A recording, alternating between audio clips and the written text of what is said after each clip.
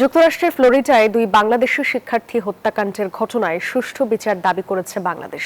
নিহত দুই শিক্ষার্থীর পরিবারের সাথে সরকার যোগাযোগ রাখছে বলে জানিয়েছেন পররাষ্ট্র প্রতিমন্ত্রী শামা ওবায়েদ। রোববার পররাষ্ট্র মন্ত্রণালয়ে গণমাধ্যম কর্মীদের এসব তথ্য জানান পররাষ্ট্র প্রতিমন্ত্রী। এ সময় সেনেগালে আন্তর্জাতিক ফোরামের সফরে আফ্রিকার দেশগুলোর সাথে সম্পর্ক উন্নয়নে বেশ অগ্রগতি হয়েছে বলেও জানিয়েছেন তিনি। সফরে আফ্রিকার জ্বালানি তেল আনার ব্যাপারে আলোচনা হয়েছে এবং 200-র বেশি সার্ভিস ও ফিচারে লেনদেনের সব বিকাশ অ্যাপে সম্ভব। যোগাযোগ বৃদ্ধি করা হবে বলে জানান তিনি।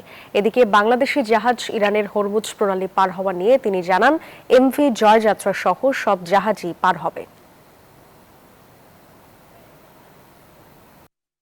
দাবি করব বাংলাদেশ থেকে এবং মন্ত্রণালয় থেকে যাতে যুক্তরাষ্ট্র এই ইনভেস্টিগেশনটা ভালো মতো করে, দ্রুততার সাথে করে এবং যারা এই নৃশংস ঘটনা ঘটিয়েছে সেটা প্রেম করে যেন তার বিচারের আওতায় আনা হয়।